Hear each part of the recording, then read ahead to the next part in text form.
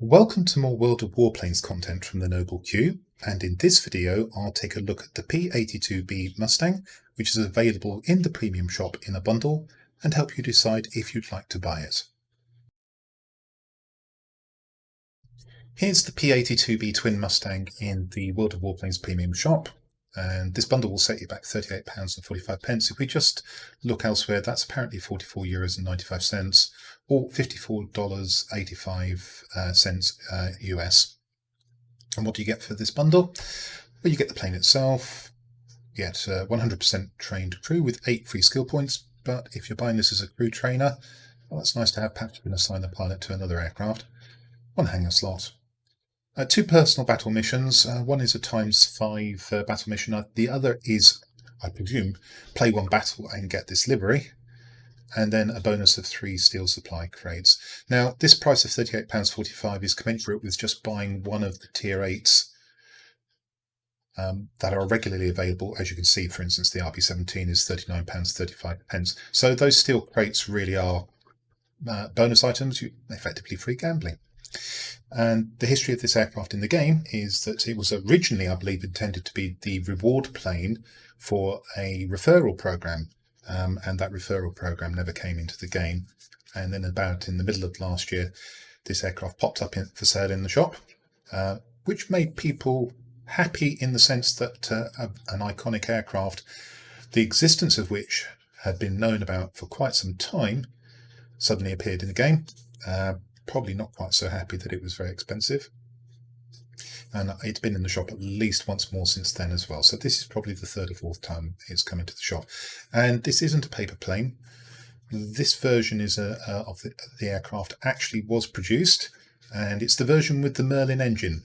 Later versions had an Allison, and that's in the game as well, but that's not the subject of this video.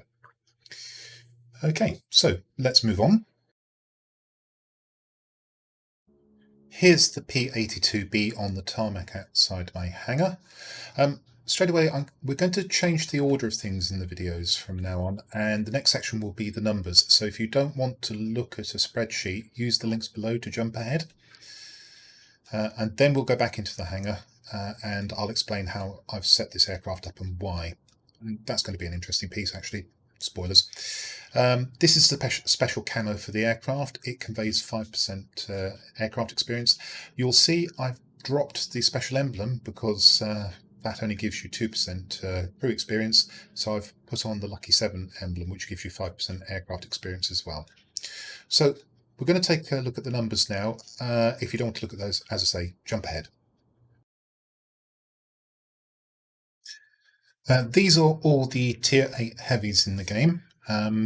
If you're looking at these numbers, probably you're used to these workbooks spreadsheets by now, but very briefly, column C and D we have the P-82B, and then in 2 columns each off to the right we have the other heavies.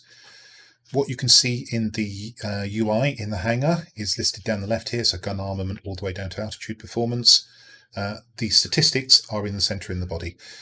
Anything that's green is best in class, anything that's light blue is second best in class, and light purple third best in class. The gold colour under the aircraft name indicates a premium or reward aircraft, which of course the P-82B is. Configuration is stock in every case. Ordnance where available is mounted. There's no equipment, so the pilot's been sent back to the barracks. Top modules in every case. What we want to do is look at the gun armament first. And in terms of the cumulative DPS, the P-82 on the face of it has a pretty good figure. 3rd best in class. However, there's a gotcha, and it's an important one. The range on these machine guns, even though there are a lot of them, is only 1,772 feet. This is definitely a limiting factor on of the aircraft. You have to get pretty close to be able to use them. And if we look at, say, for instance, the XP-58 Crane Lightning, that may only have a range of 1,800, so it's only slightly more, but you're doing a bit more damage as well. Incidentally, if you're interested in the F-82 Twin Mustang, the one that actually downed the first aircraft in the Korean War for the American side, that's got much worse DPS, slightly better range though, which is a slight compensating factor. But this video is not about that. If we come to ordnance though, it's really interesting and good news. Best in class by some distance, the 2 500-pound bombs and the 10 HVAR rockets. give this a powerful punch when attacking ground targets, and I probably don't do that enough. Note to self, attack more ground targets. In fact, looking at this layout, this Twin Mustang, and indeed the other one as well, are probably hybrids. They're not so much heavies as heavy stroke multi-rolls, and that's probably the way that you should approach flying them, because as we'll see in a moment, there's another drawback to this in terms of looking at it from the perspective of being a heavy. If we look at survivability, it's not great news. In fact, I'm just going to drop down here.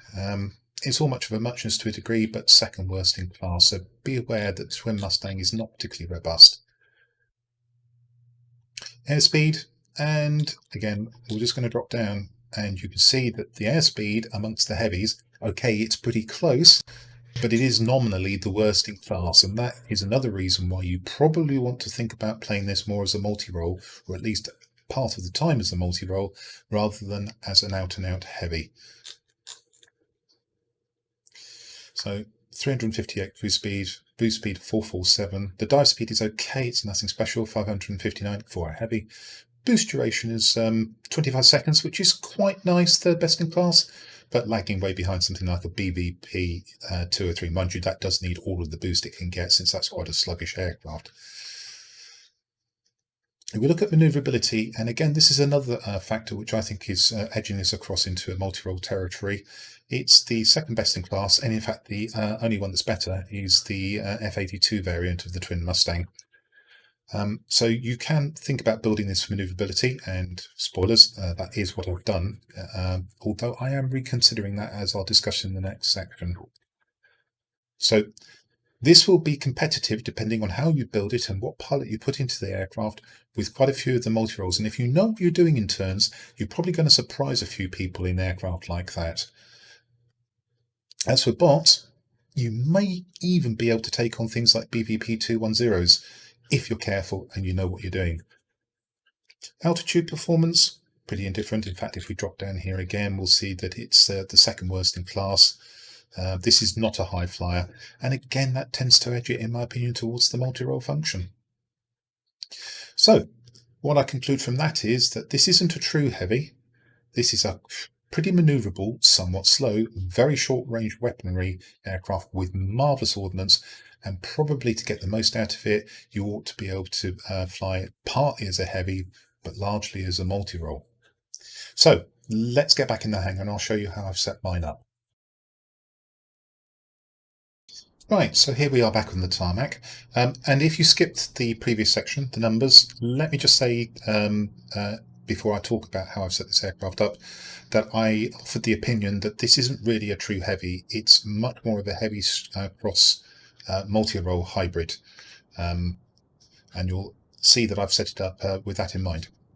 So we have the gun sight to improve accuracy, and because I want to improve what is pretty good manoeuvrability on this aircraft, second best in class, a lightweight wing frame and also a lightweight power unit. This is probably the wrong choice. I'm improving the boost acceleration here. I think an uprated engine possibly would be a better choice. What is for sure is that these pylons to keep the speed up on the aircraft is the wrong choice as far as I'm concerned.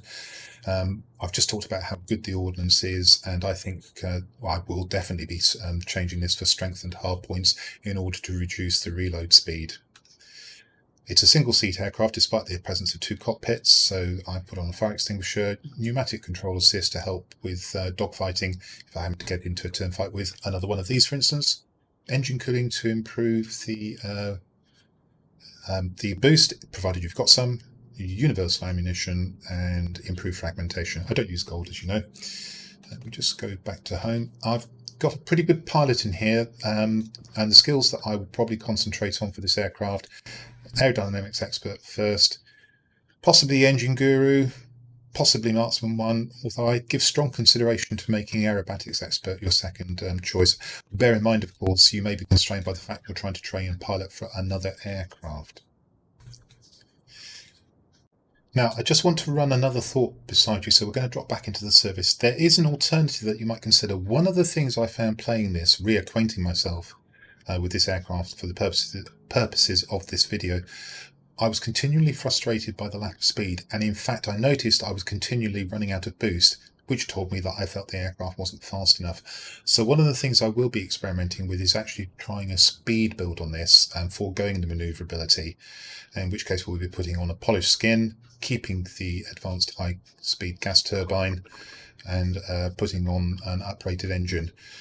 And in that build, if you really do want to concentrate on speed, you might consider keeping ultimate aerodynamic piles. So bear that in mind as an alternative build. It's one that I will be trying because, as I say, I found it quite difficult to cope with the lack of speed on this aircraft. So now it's time to see what you might be able to do in the P-82B in a battle.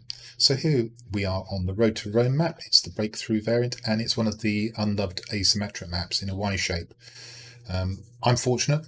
I have spawned near the two strategically important sectors. The airbase, which is in the centre, so that's a must-have, conveying the 3 resources every 5 seconds. Plus, you can select it as a spawn point when that happens in the centre of a map. That's really powerful. You can select a different aircraft at the same tier if you're destroyed, or you can get full repairs. The command centre, of course, releases bomber flights to attack enemy ground targets, as well as 3 resources every 5 seconds. And the unfortunates on the enemy spawn have just got a pair of garrisons, which convey only the 3 resources every 5 seconds. So tactically, from my team's point of view, we want to make sure we secure both of these bases. And if we hold them throughout the game, we will probably win, because even on their own, the bomber flies will probably eventually flip at least one of the garrisons. And clearly, if you're on the red spawn point here, not only do you need the garrisons, you need to do everything you can to try and get it, maybe the airbase, or if you can fly around in, say, a bomber or maybe a heavy or a ground attacker, try and get hold of the enemy's command centre. And if you don't do that, you will probably lose. Take a look at the order of battle. You can see I'm top tier. There's an ME-209 on the team, also a Horton 229 and BF-109G, probably the worst of the BF-109s, and an A7M, which is one of my favourite Tier 7 aircraft and should be very good at the airbase. On the enemy team, there's a J8M, an aircraft I really don't get on with, but can be flown to very good effect, a P-51H, Tempest, missing the Spitfire, which again could be countering the A7M, especially as this is a specialised aircraft, and then there's a BF-109Z. So it's quite an interesting order of battle, and I can't really say who's got the advantage in terms of the aircraft. It's going to come down, as it usually does, to how good the pilots are. So the first order of business, as far as I'm concerned, is to secure the command centre. I'll be looking for the air defence aircraft first. Despite the fact I have a lot of ordnance, I will use the ordnance if a suitable opportunity presents itself. But bear in mind, if you go to use the ordnance immediately, you are exposing yourself to the risk of an air defence aircraft or 2 even getting on your tail and doing you quite a lot of damage. So we start on the first aircraft, and I use the manoeuvrability to swing around to go after another air defence aircraft. And you may not realise it, but the way the nose dipped there was because I employed yaw. I've started introducing that into my turns, so now I've got flaps, air brake, pitch up, and yaw.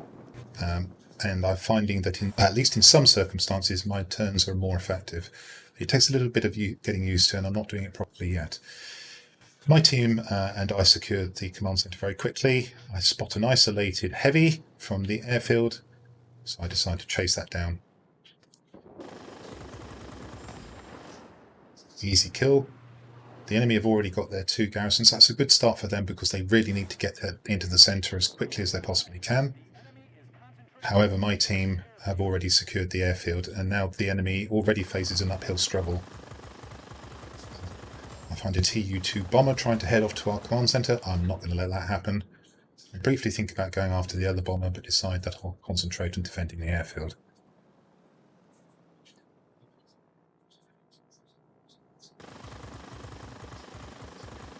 And chase down the Zwilling.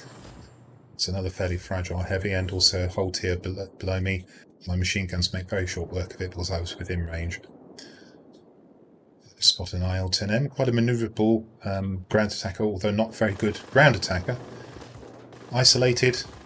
Meat and drink for this aircraft, and chase it down and remove it from the game for a little while. And I decide that the command centre may need a little bit of protecting. We've temporarily lost sight of what's attacking it.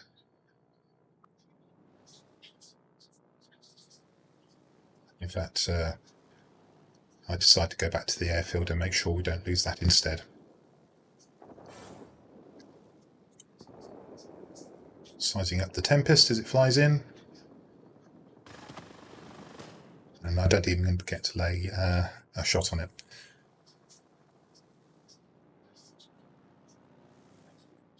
Swinging around, trying to assess what's the best target. There's another Tempest, the bot comes in.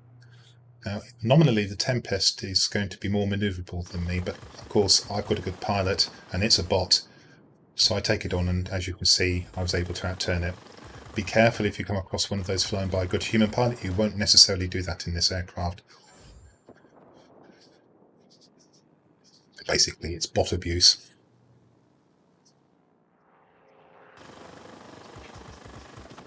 Take out the IL-10M, or at least a little bit of it. And my team is doing the right thing here. Whilst the enemy soldiers on trying to take the airfield, we're defending en masse. That's exactly what we need to do.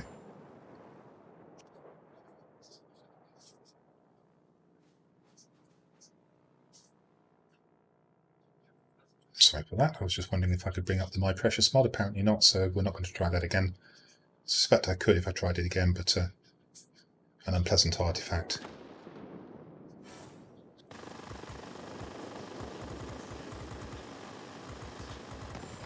I probably shouldn't have stayed on the Tempest there. I should have probably gone for the other aircraft.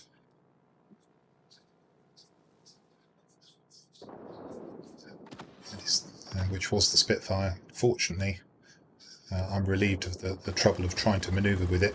And you saw I wasn't doing too bad a job of making it awkward for the Spitfire. Certainly it set him up so my teammates could shoot him, and I knew I had good teammates here.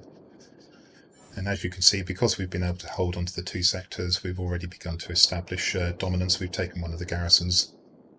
It looks like the Zwilling has given up. I could chase him down for easy HP and experience, but I decide to let it go on its way and find other targets to make sure we don't lose this airfield.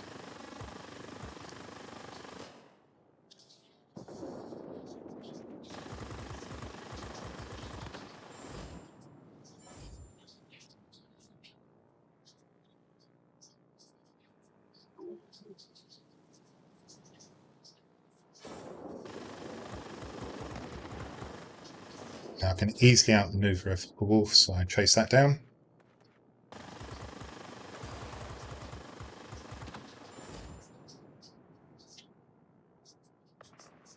And what you're getting to see here is everything to do with the manoeuvrability and the speed. I take a chance with the Japanese heavy and manage to destroy it before it lays a heavy shot into me. But as I was just saying, you're seeing everything to do with the manoeuvrability, the way I've set this aircraft up. And also the firepower. Once you're close enough, you're not getting to see an awful lot of ground attacking. To be fair, this is the wrong sort of map for the ground attacking. But I assure you that if you place your bombs carefully, for instance on a mining plant, and use a couple of rockets to destroy the buildings furthest away from the cooling towers and the fuel storage units, apart from possibly one or two of the chimneys, you'll take out the entirety of a special object if you're careful. So the ground attacking potential is very high. And there we go with the Hero of the Sky badge. Only 12,000 personal points so far. Actually, in this aircraft, I did manage to get my lowest ever total, around about 9,430 points, with the Hero of the Sky. Just struggling a little bit in speed here. This is one of the frustrating moments. And as you can see, I'm down to 1 second's boost. And as I said before this particular battle, I found constantly I was running out of boost, and that indicated that I felt this aircraft was too slow. And hence I'm going to be experimenting with a speed build.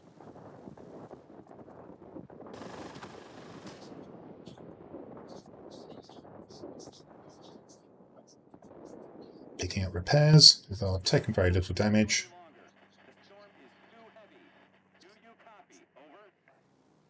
And this is an ideal situation, really. The enemy have been coming into the airfield here by ones and twos. They've been forced to concentrate on trying to take back one of the garrisons our team took.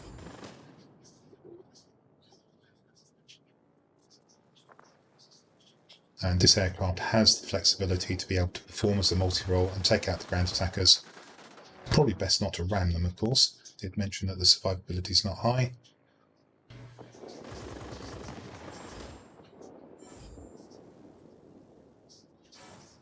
And be a very capable defender.